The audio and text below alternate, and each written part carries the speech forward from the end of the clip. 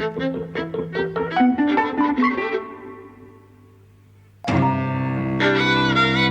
everybody, welcome to Eavesdropping at the Movies. I'm José. I'm Mike. And today we're going to be talking about a film called Custody, Jusqu'à, la garde. We've just been Googling what the title literally means, and it does appear to mean until custody. I should be able to translate. I do speak French, but actually this one kind of escaped me. So I liked in the film where the kid was giving directions to the dad, because that was all stuff I remember from like French when I was 13 years old. À gauche, à droite. Yes. What floor are you on? Deuxième. So I was like, I don't fucking need the subtitles for this bit. But let's tell people what the film is about. Yeah, so Custody is directed by Xavier Legrand. It stars Leo Drucker, Denis Ménochet, Thomas Gioria, I don't know how you pronounce it. And it's about a custody battle over an 11-year-old boy. The film opens on a legal hearing. There's a judge, the mum and dad are there with their respective legal representatives. And actually, the mum and dad are really in that scene very little. It's the legal representatives take the focus there, and it's all about saying, okay, the mother's representative is saying he's violent. He's hit the mother. He's hit his daughter, who's getting on for 18 years old. Yes. So he shouldn't have custody, and he should pay such and such in child support. On the other hand, the father's representative is saying, this is all misunderstanding. This didn't happen. He's a good man. He's got. You can have your references from various people that say he's a good person, all this sort of stuff. And you're kind of left in the position from the opening scene, which is quite a long scene. It's got to be 10-15 minutes long. Yes. From the opening scene, you're left in the same position as the judges, really, saying you haven't got any real evidence of what's happened in these people's lives. You're going on what you're being told, and you kind of, it sort of sets up a little bit of a mystery. You're kind of going, what has happened in these people's lives, and who should get custody, and who's lying about what, because it sets up all these things of these people aren't necessarily just telling the truth. Maybe the 11-year-old boy Julien has written a statement saying he basically doesn't like his dad, and he's scared of him, and this sort of thing. He wants to keep away from that man. Right, and he wants to keep away from him. And this is what kind of catalyses this meeting. But you're going, okay, well maybe, but has he been coached to write that? What, is it someone else's words? In fact, the father says he's been coached. Exactly. So that opening scene sets up this mystery, and this conflict. And as the film goes on, then you see basically these two people's lives, and how the father wants to stay in his child's life. He wants to keep control. The mother is trying to move away. Yeah. And hide from him. Yeah, so that's the premise. That's the premise, and I just kind of want to elaborate, because when in those first 10-15 minutes or whatever it is, what you see is this man who sounds quite reasonable, surrounded by 4 women, right? Yeah. Because the judge and the lawyers and the solicitors and his wife are all women, obviously, right? So the film raises the question: is this kind of just an innocent man who's kind of a victim of a vengeful wife, or the other question is this, like an abused wife who has to keep running to stay away from this man. But the whole thing is framed around a man who wants to be a good dad having a right to see his children, and actually kind of stuff. So what the film does is it sets thinking about the law in motion. This is the law. A man has these rights, right? And then kind of like the rest of the film is a closer look at the real dynamics of what's happening between this couple that puts into question this law, I think. Yeah, so I think what the film's very successful at is using the child, Julien, as the kind of battleground between them. Like, the kid's like a tennis ball. He's just batted between the two of them, and there's this whole thing about the dad having custody on weekends, which is so he's got custody on weekends of the kid, and the kid really or is it alternate weekends, and the kid really doesn't want to go, and he's constantly picking the kid up from his wife's parents' house. Yeah. She's keeping away. She's moved to housing estate. Yeah, housing estate. She's moved to a flat somewhere, and she doesn't want him to know where it is. So it's constantly like this kind of neutral ground almost of pick him up from here, and you don't get to know where we live. And there's this thing of like when he comes back, when the kid is returned after these weekends, he's sort of like his grandparents receive him as though he's like come back from war. Yes. Like you know, there's this thing of like, oh my god, you have to spend some time. You have to spend 2 days with that man, which is what they call him. L'autre, actually, in French, the other. And it's like when he comes back, it's like you survived. So they're very, very nervous of this guy, and you kind of see why. Like this is a guy who has, he's a little bit of a, not exactly a short fuse, but he has a temper, and he's kind of on the edge of fury sometimes, and you can see why, but it's also like exactly the reason that this will all have fallen apart. The thing is that the whole film is an unfolding, right? So as the film unfolds, you begin to side more and more and more with the child and with the wife, right? You know, so but you know, from the beginning, you're a little bit uncertain, really. Yeah. Is he being coached? You know, why are they putting these ideas into his head when going to see the father, right? And then you see the father begins to lose his temper, and then actually the father, you know, begins to demand things of the child, and really it's a kind of a verbal abuse that he's doing with his child, right? But it begins with, "Oh my heart, my son, how lovely to see you," and then little by little, kind of the scenes become more and more violent, really. You know, like not physically violent until the end, but really emotionally kind of explosive. Yeah, so like the kid responds to his dad very little, doesn't really want to look at him, doesn't want to talk to him, and that as that frustrates the dad, his temper sort of gets the better of him at points. Yes. But you still think at that point that actually that it's just, you know, this horrible situation that is inciting this response from the father, and little by little as the film progresses, you realize, no, he's really like, you know, a violent, abusive, macho man. Yeah, I think I want to talk about the look of Denis Ménochet.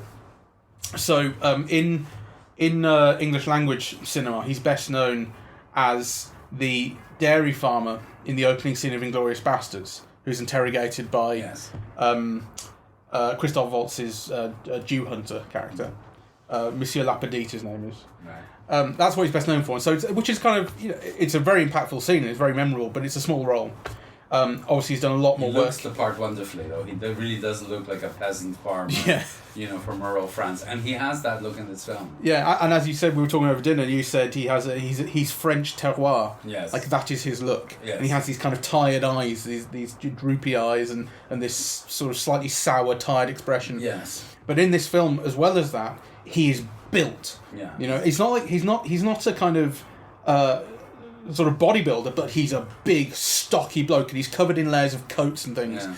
And he's also kind of, it's like his head is slightly sunken inside his body, like he could explode, like he's a giant grenade or something. Yeah. He has this incredible look that is, you could imagine him, he's like a bear, you know, you could imagine him being great at hugs if he was nice, but you could also imagine him kind of exploding and being incredibly threatening, and sometimes he looms, you know, when he stands over someone, because he's a big bloke, and he stands over someone and becomes very, very threatening very quickly. He doesn't really have to do much to make himself a threatening presence physically. No.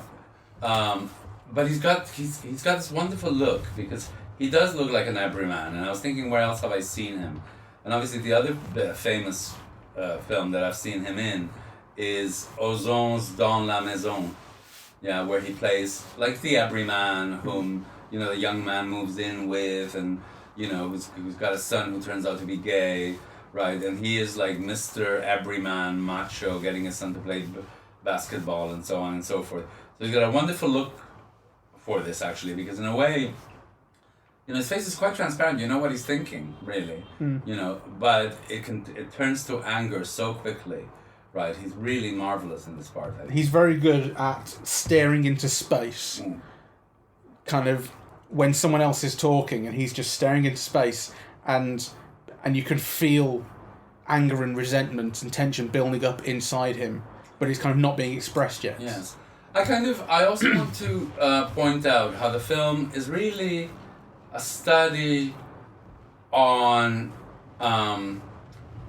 male domination couched as victimhood, right? So the father sees himself, as the victim of a society who prioritizes women with children, and he's left out, and he's aggrieved because he thinks he's somebody who's lost everything, and yet kind of all of his actions throughout the film kind of involve showing you how he thinks he has a right to everything. So when he finally tracks down his wife, he goes through every room. It's not his apartment, right? But he feels he has a right to every room, and he wants to know who she's been with, right? As if he has a right to know, right? And every question or every move into, this interior space becomes kind of like a threat. It alters things. You could see people's fear, right? And actually it's a really interesting thing because this real fear is caused by a sense of male power that comes out of a sense of being victimized.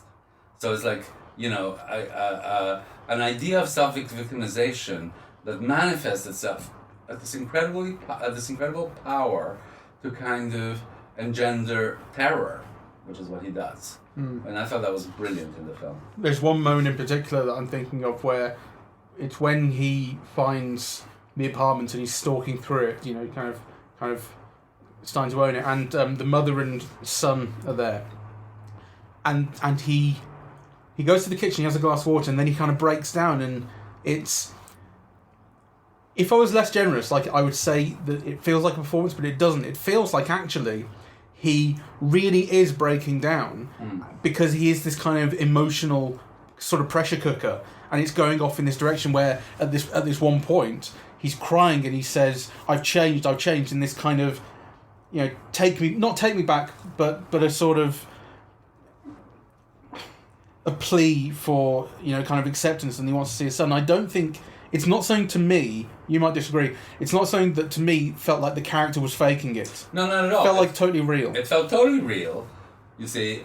So no, that's the thing, what he's feeling, he's really feeling. Yeah. There's no question about that, right? And you do get a sense that he loves his children, and you get a sense that he loves his wife very much.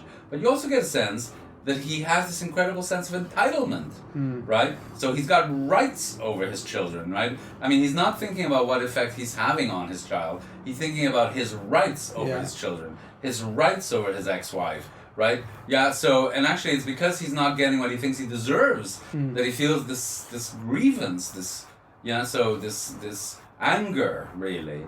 Yeah, but it comes out of a sense of entitlement. It comes out of a sense of, male privilege. Yeah, and when you say about him not thinking about how it affects his child, you get these scenes in his van between him and his kid when he's either picking him up or dropping him off or whatever, and these are scenes in which he kind of the kid is used as this go-between. So it's not just on his side; it's also on the mother's side that the kid is used to send messages. So there's this whole thing about the phone, and in this film, kids, actually the daughter is on her phone all the time to her boyfriend. So that's kind of like a kid using a phone like a normal person, like a normal kid. And the son can't do anything like that. So he's got this phone, but it's like he's ignoring the dad's calls. And then, he has to when he eventually picks up occasionally, the dad says, pass me on to the mum, don't want to do it. And then the mum is claiming that she doesn't even have a phone, which is why he can't call her, and obviously she does. And so the phone becomes this kind of tool in this weapon of war. And it's attached to the kid because the kid has one, and the kid can be used to send these messages between the mother and father. And so these scenes in the car where the dad's saying to the kid, what did your mother say, and who calls me that, man, and why did you call me that, and does she call me that, and it's like there's a small amount of it which is interrogating the kid, but a lot of it is interrogating the wife through the kid. And the kid just doesn't have these answers and shouldn't be put in this position. And so why can't these people actually talk to each other? But they refuse to. And it takes such a toll on the son. Yeah, except then, as the film progresses, you do understand why she's behaving like that. Oh, yeah. So she's not just blocking communication with her kid. She's out to survive. No, absolutely. But it's like this is what you say. It's like early on in the film, Yes. you do get that feeling. Early on in the film, you are feeling like she's up to something too. And of course, as the film goes on, you realise that, as you say, she's trying to survive and whatever. But at the start, it feels you I suppose when you don't know what's going on, as you say, you sympathise with the dad more because you really feel like his sort of because you're confused about what's going on, and you're seeing it more from his side. You feel his anger and desperation of being left out of his kid's life. Yes. Anyway, I thought it was a fantastic film. I didn't. I know. Even though I'm saying all this stuff about That's right. So tell me why. I had a very bad time. I mean, not say I should have had a great time, but I found it very boring. I think that it's a film that looks like it's well made and actually is pretty uninspiringly made. Oh, I disagree. Go on. I think it's brilliantly made. I was thinking when I was watching it, because the thing is, it makes you feel terrible. There's no other way of putting it, right? It's kind of, it is kind of torture to see this poor kid being tortured, and then at the end you have like the wife being tortured. It's emotionally wrenching, really. So, and I was thinking, why does anyone want to make a movie of this? Like, who wants to pay money to be like emotionally wrenched like that, for like an hour and a half. And then actually I thought, well, the answer to that is that it does make you understand the situation better. And I think for me it did, right? That, you think, why do people do these things to each other, and how do they get caught up in these patterns of behavior, and, and actually I think the film explained it to me. It did give me insight into it. It did help me understand. And certainly it helped me understand how women are often victims of a law that aims at fairness and equity. Right, and then kind of they risk getting killed for that. And I thought the film was absolutely brilliant, because it begins so simply. It just begins with these artfully composed shots, but just very simple shots in a way.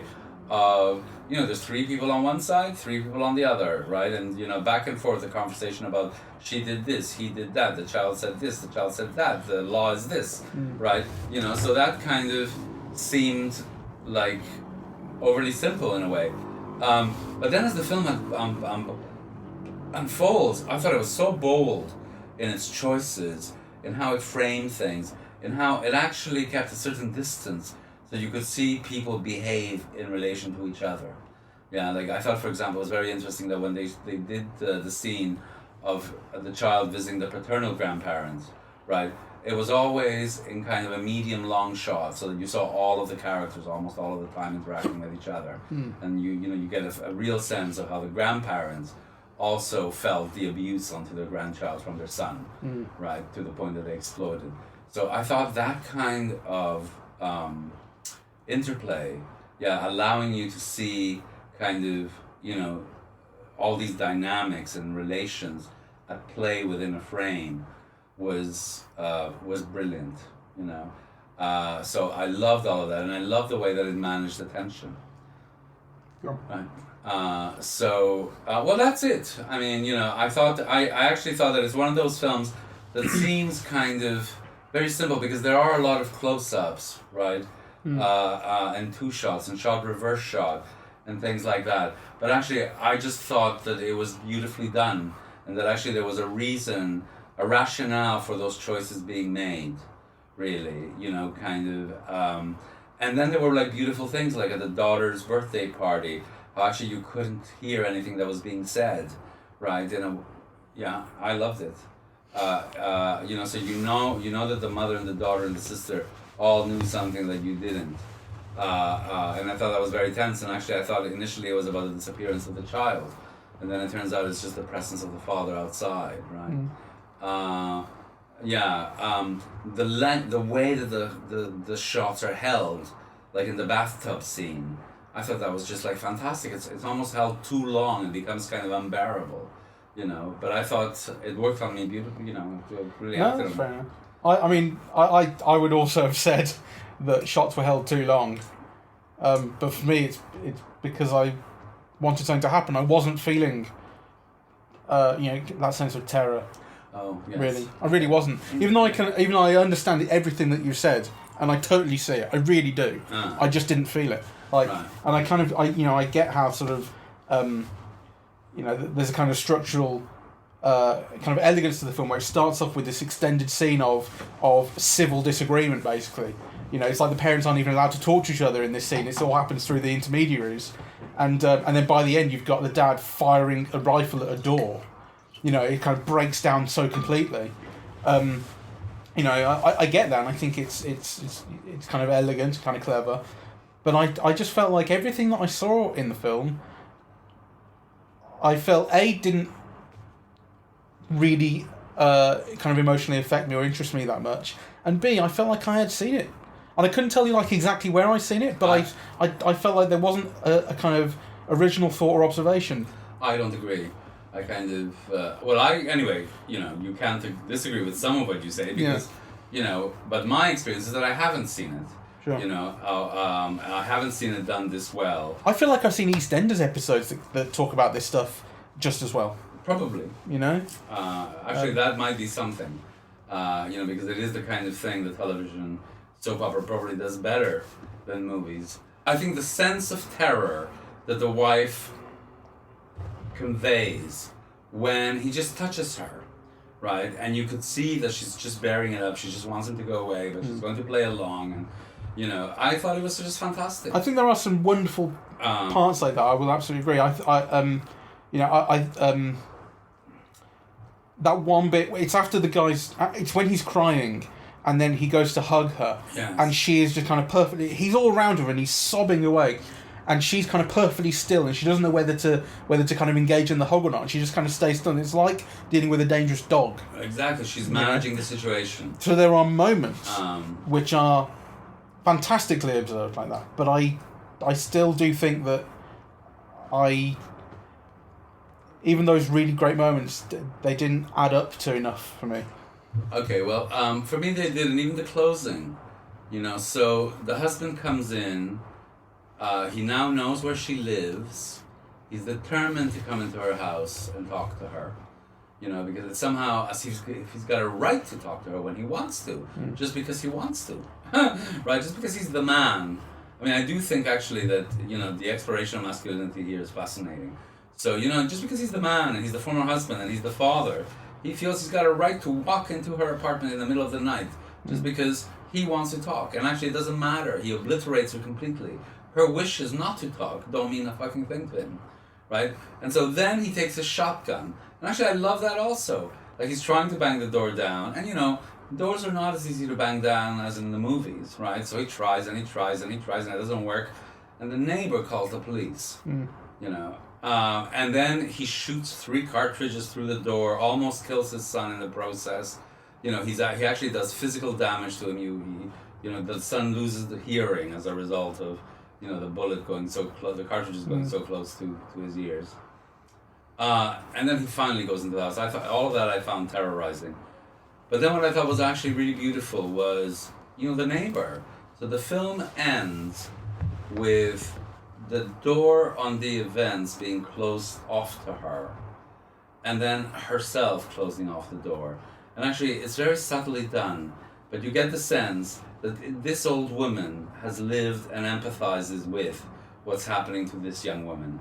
And so kind of this concatenation of gazes turns the event, so if the whole thing begins as a social one about the law, and then moves very much to a deeply personal and individual one, that concatenation of looks at the end returns it back to the social. There's lots of women who suffer this. And I love that. Yeah, no, that's a good point. Anyway, it's a film that, you can't say you'll enjoy because it is kind of excruciating to watch. But I highly recommend it if you go with that in mind, that you're going to have an experience, and it's an experience that's uncomfortable, but that will lead, I think, to a little bit of understanding. Yeah. I think it's a brilliant first feature. And particularly the work with the actors is out of this world. I was reading this really interesting piece by David Hare, the dramatist, about actors and acting. And he was saying, the thing about, actors on film is that as soon as you put two people interacting with each other in a frame, it almost instantly propulses, the action onto something else. Whereas he says you can create a performance in the editing room out of close-ups, right? But you can't really out of the interaction between actors, right? And the interaction between actors is always superior. It requires acting, and that those interactions bring in something different to the picture. And he says, well, that's what I hate television, because it's so much of shot, reverse shot, in close-up, medium close-up, and those kinds of performances can be created in the editing room, whereas it's much harder to do so once you have, either a two-shot or a wide shot, right? And I thought that was really interesting, because this is a film very much about two shots and wide shots and actors interacting, and kind of, you can see what brilliant and subtle work that they do, like, throughout, of which the father is absolutely brilliant. He's very, very good. And the kid's very good as well. The kid is brilliant. And the mum. Everyone's good in it. The mum I thought was too closed off, but then actually you see why she is that way, yeah. Right? It kind of renders it understandable.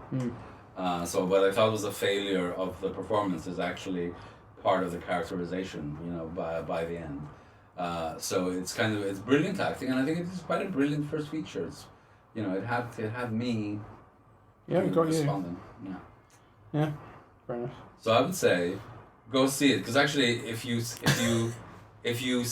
it comes out on television, or at least for myself, had I been seeing it on television, I would have put the pause button on, made some tea, and never returned to it. Because it is actually borderline unpleasant to watch. Yeah, I suppose if you get into it. Well. Anyway, my thing is, it's a brilliant first feature with brilliant performances that makes you uncomfortable, but that actually kind of illuminates kind of some of the gender wars that are currently taking place and their relationship to the law and society in a way that I found, quite illuminating. Yeah. Fair enough. I felt like I'd seen it. Okay. So, thank you very much for listening. Yeah. We are on iTunes, SoundCloud, Facebook, and Twitter. Well done. Better. So do get in touch if you have an opportunity to see the film, and if you'd like to discuss it further. We're always open to that. Yes. And thanks for listening. It's in French though, so you know. Subtitles. Yes. Just so you know. All right, let's end it here. I used to work at Blockbuster, and the number of times you try and recommend something with subtitles, and people just went, "Oh no, I can't be doing that. I know. Reading's too hard."